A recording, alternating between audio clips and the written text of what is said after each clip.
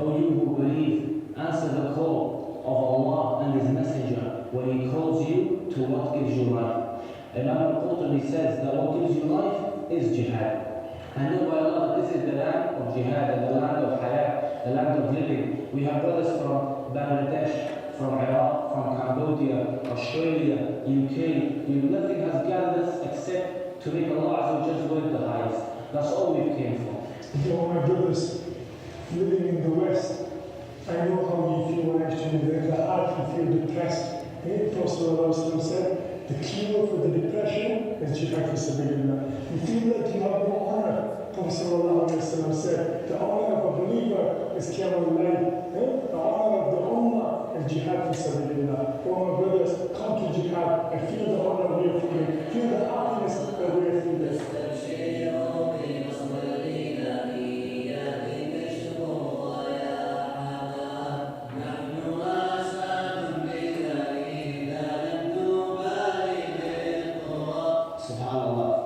Look around you as you're watching this video and ask yourself, is this what I've selected and what I've chosen instead of Jannah? While you know your brothers are under on the front lines, facing the bullets, the bombs, and everything the enemy of Allah has. While you're sitting in comfort, while you're sleeping, while you're going shopping, they're giving the blood, they're sleeping on the floor. Allah, people from the Emara, they're sleeping in the back of trucks. Know that if you fear death, and that's what prevents you, death will reach you anyway. But it will be more painful for you than those who get shahada. Because the shahada, they don't feel death except like a sting of like an insect. The Prophet died, some of his last words were, verily in death there is agony. So if death is what you fear for you, it will be worse. Know that the brave people are those who stay behind, because you don't fear Allah, you don't fear Allah, you don't fear Yawm al-Qiyamah. I know about on Yawm al-Qiyamah when Allah resurrects you naked, and you have your sins on your neck, Allah is going to show you the sister that were violated by the Shabiha, the child that will be beheaded for being a Muslim. Allah will be brought in front of you. The prophets that gave their lives to, so the hukum of Allah will be on the whole world. Their bodies will be given shown in front of you. Now Allah will ask you, where were you? And Allah, you won't be able to speak, you won't be able to respond. But on that day, your tongue will be tied and your body will speak. So my advice to you is fear Allah, have taqwa in Him and put your trust in Him. 2 years ago, this ISIS recruitment video was shown to me at a lecture series. The video shocked me, not because of the content. I was well aware of ISIS's deceptive and malicious message, but the intended audience. The direct call for Westerners to join the Islamist cause stunned me. I had always believed that the only people who joined organizations like Al-Qaeda or ISIS were Middle Eastern Muslims. This video, however, shook every stereotype of what I thought a radical looked like. This video was meant for American and European youth. This video was meant for me. I simply could not comprehend why someone from my background would willingly hand themselves over to such an infamous menace like ISIS. This led me on a 2-year journey of seeking answers on this issue. Over the course of my research, I have undergone the occasionally uncomfortable process of having my preconceived notions of how the world worked ripped off and replaced with a deeper understanding of the true threat that radical Islamic terrorism, otherwise known as Islamism, poses to both the West and the East. I came to realize that for far too long, we have fought our war against Islamist-driven terror without taking the time to understand our enemy. Now, we are paying the price. New terror groups are rising up to replace the old, and our young are betraying us to join the enemy. Recently, mass shootings in the name of ISIS have tragically become monthly occurrences. Through my research, the driving forces behind these cultural movements and a strategy to permanently end Islamism has emerged. Ultimately, I discovered that the masterful manipulation of the cultural weaknesses of both the West and the Middle East on the part of the Islamist movement has been the key to deceiving and seducing youth to join their cause. a situation that demands a root solution. Instead of attacking the symptom of terror, which leads to temporary results, we need to remedy the cultural and ideological basis. It is high time we slay the Hydra at its heart, rather than simply cutting off another one of its heads.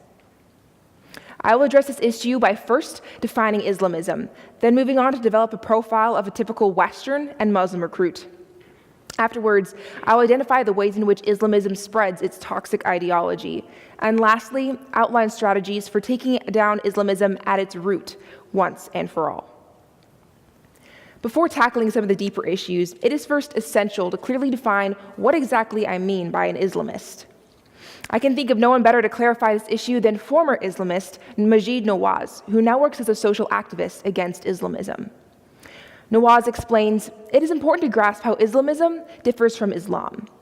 Simply defined, Islamism is the desire to impose any given interpretation of Islam over society as law. Whereas disputes within Islam deal with a person's approach to religion, Islamism seeks to deal with a person's approach to society. That's crucial to understanding what Islamism is all about. It isn't a religious movement with political consequences, it is a political movement with religious consequences." End quote. Simply put, the Islamist movement is not just another division within Islam. Instead, it is Islam viewed in an entirely new light, one that takes spiritual realities and makes them tangible, physical ones. Allow me to illustrate. Many argue that Islam is an inherently violent religion. This view, however, fails to discriminate between the Islamist understanding of the Quran and that of mainstream Islam. Within the Quran, believers are called to fight against evil, corruption, and worldliness. The large majority of Muslims interpret this as a war against the sin self, similarly to how the Bible commands believers to put on the armor of God to fight against sin. This holy war against transgression, also known as jihad, is peaceful and beneficial to society. Islamists, however, interpret this passage differently. They see the war against evil as a physical war against the unbelieving world. As a result, they believe it is their duty to convert or kill those who do not worship Allah. It has taken the spiritual command and made it physical, leading to violence. This is why the majority of Muslims actually condemn ISIS. Just recently, a group of 300 imams publicly signed a declaration condemning ISIS for its acts of violence and terrorism. Following suit, traditional Muslims actually see ISIS as a threat, competing for the hearts and minds of their children. In fact, there are multiple examples of Muslim parents turning in their own children for converting to ISIS. That is why it is so imperative for us to clarify exactly who our enemy is. It is not Muslims as a whole. In fact, the majority of Muslims are fighting the exact same enemy we are. It is Islamism that we should be attacking, not the Muslim community. For clarity's sake, ISIS is only one group of multiple groups that fall under the category of Islamism. Other groups such as HT or Al-Qaeda also fall under that label. However, I will refer to ISIS most often due to its relevancy and consistency with the Islamist message. Who would join such a violent movement, condemned by Muslims and non-Muslims alike?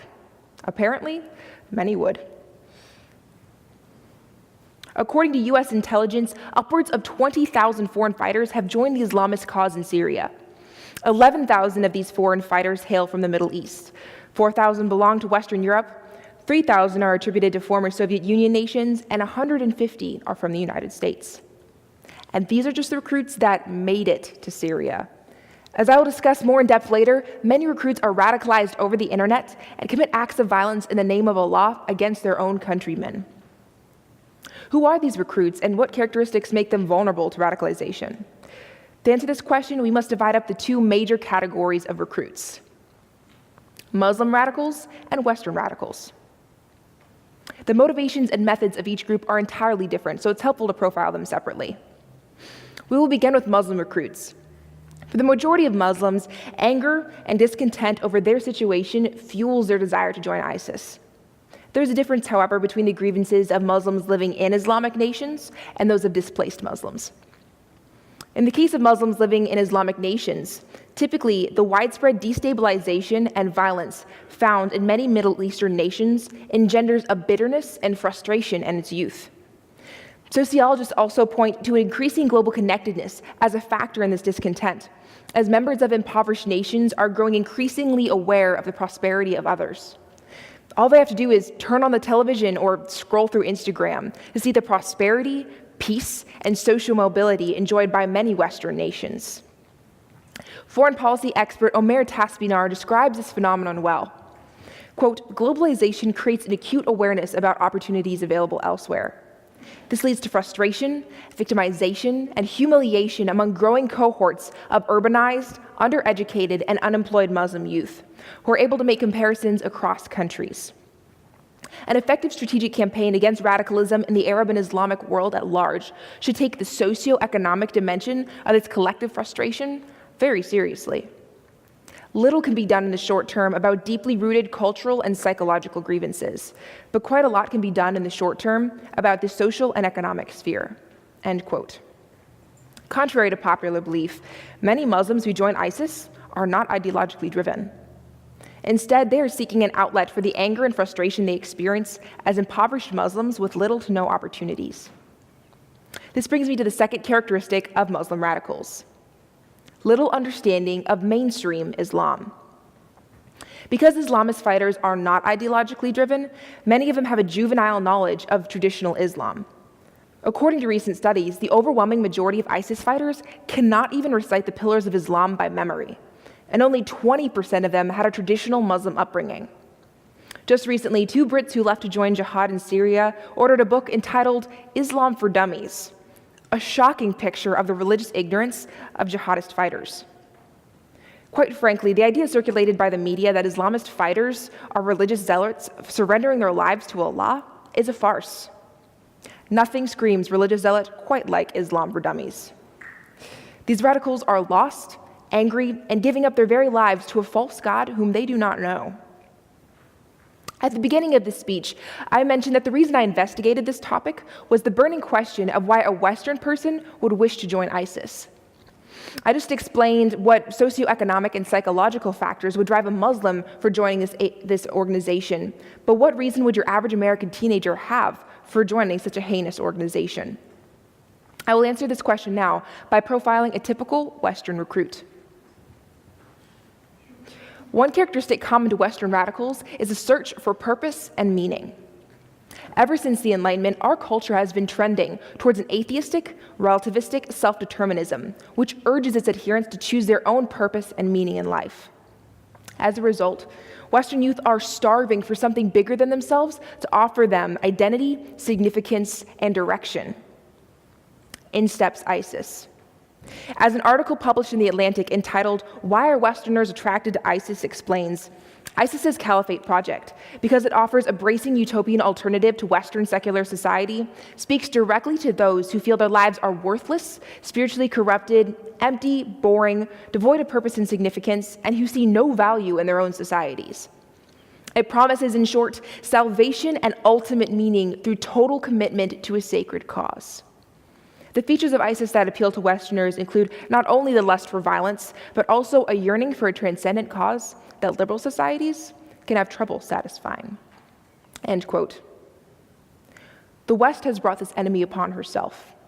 She has failed to give her children a cause to live and die for. Now, her children are leaving her for a lie that falsely promises these soul-deep needs. Westerners are not only attracted to ISIS out of idealism, however. For some, it is sickeningly a desire for adventure that entices them to violent jihad. Counterterrorism expert Richard Barrett notes, ISIS recruits are often young, sometimes disillusioned teenagers trying to find purpose and make their mark. Professor of Middle East Studies at the London School of Economics, Fawaz George, put it more bluntly: ISIS provides these deluded young men and women with an adventurous trip. Beyond the deeper desire to live for something greater than themselves, some Western youth simply desire a life beyond the humdrum of their own homes. As any strategist worth his salt will know, before forming your own tactic, you must study the tactics of your enemy. For the next few minutes, we will discuss how ISIS has fought its battle before deciding how to take the battle to them. One of the most powerful techniques used by ISIS is isolating its potential recruits. By severing them off from the rest of societies, these individuals become emotionally and intellectually vulnerable. First of all, when people are isolated, they lack the authority figures in their life that could protect them from potentially dangerous groups like ISIS. By removing these people from the lives of potential recruits, ISIS eliminates any competing ideas and worldviews that might dissuade their target from joining ISIS. Furthermore, when a person has rejected their current community, they grow lonely and crave the type of community offered by ISIS fighters. This isolation is intentional and powerful. In the words of Mr. Shaikh, who spent years recruiting for extremist groups before recanting, we look for people who are isolated. And if they are not isolated already, then we isolate them. The numbers don't lie. Individuals are statistically at a much higher risk of radicalization when they are socially or emotionally detached. People who have severed themselves off from family and friends grow unmoored from reality. They are more readily accepting of Islamism's strange and extremist views because they have no competing influences. This method serves as one of Islamism's most valuable tools. Perhaps the greatest key to Islamism's success, however, lies in its remarkably advanced propaganda. The video I showed you in the beginning is just one example of ISIS's rhetorical prowess. Former director of the National Counterterrorism Center, Matthew Olson, agrees. ISIS now has the most sophisticated propaganda machine of any terrorist organization. It turns out timely, high-quality media and uses social media to secure a widespread following. Even the US State Department admits that ISIS's propaganda prowess is, quote, something we have not seen before. Their major platforms consist of YouTube videos, Twitter accounts, and magazines. YouTube is typically used to post videos like the one I showed you earlier that promote the message of ISIS and give reasons for joining jihad. Twitter acts more as a forum for recruiters to connect with and begin radicalizing people individually. Many ISIS jihadists have become veritable internet celebrities, describing how wonderful their life as jihadists in Syria is, tweeting out calls to holy war, and answering questions from outsiders. Lastly, magazines like Dubak, Inspire, and Rumia provide technical knowledge for planning terror attacks, as well as a hefty dose of straight-up propaganda. In fact, it was Inspire magazine which inspired the Boston bombers to execute their malicious attack in 2013. A month before the Boston Marathon, the magazine featured an article called "Make a Bomb in the Kitchen of Your Mom," which outlined how to make the very pressure cooker bomb used by these terrorists. This stands as just one example of the way technology has enabled Islamism and its acts of violence to spread. We have fought our war on terror for too long without any lasting results. Al-Qaeda, ISIS, Al-Shabaab, Boko Haram, Ansar al-Sharia. When one group falls, another takes its place. The only way we will truly snuff out this movement is to confront its ideological and sociological root. This solution will have to be large-scale and will take time, but ultimately it is the only way to completely dissolve Islamism. For Muslims, this means better education on traditional Islam. Those who are well educated about Muslim faith will be less likely to be taken in by an extreme version of it. In the course of my research, I had the privilege of interviewing the Imam of the Islamic Center of Greater Cincinnati.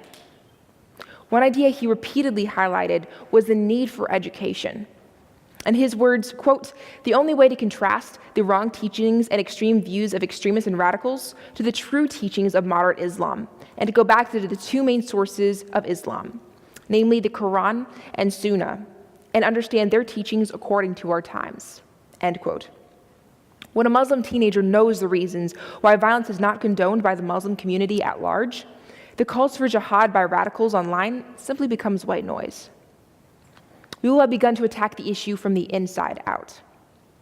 As for the West, our role is twofold.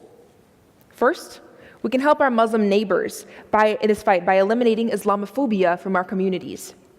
As I mentioned earlier, one of the greatest factors that puts an individual at risk of radicalization is isolation. By separating ourselves from Muslims out of fear, we are fostering the environment of isolation in which radicalization thrives.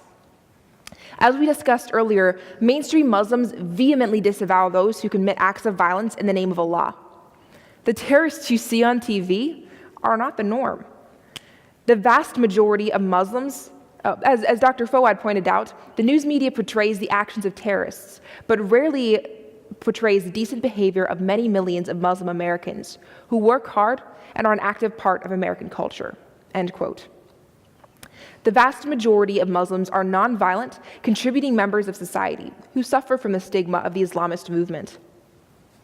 If you wish to protect your communities, get to know the Muslims in your area. When Muslims are isolated from the community out of baseless fear, it simply exacerbates the problem rather than helping it. By recognizing the difference between a Muslim and an Islamist, we can take enormous strides in combating our enemy. Our second task is closer to home. In order to protect our own from radicalization, the West needs to end the culture of purposelessness that has driven its youth towards extremist organizations. The human soul has an inherent need for a cause greater than itself to live and die for. Until Western youth have this need fulfilled, they are sitting ducks for extremist groups like ISIS. Quite frankly, this issue deserves its own 20-minute speech, as it is overwhelmingly complex and utterly relevant. Nonetheless, it is an essential component in the fight against Islamist extremism, and one in which Christianity has a profound role to play. If there is one thing I want you to take away from this speech, it is a greater understanding of the man behind the turban, or the lonely, disillusioned teenager sitting behind their computer. It must be acknowledged that the West has been deeply wounded by the violence of the Islamist movement. The horrors of 9/11, the Brussels bombing, and numerous other attacks are forever sealed in our collective memory. Despite this pain, however, let us never allow our bitterness to blind us. Let us never lash out in anger. Justice? Yes. Revenge? Never. These people who have wounded us so deeply are deeply wounded themselves. The mere fact that they are willing to give up their very lives to a false God whom they do not know should move us towards empathy and compassion. One of the greatest social reformers of our time, Mahatma Gandhi, once said, "An eye for an eye will make the whole world blind." Let us be the generation that lays aside our need for revenge to begin the hard and holy work of mending the brokenness at its root. Thank you.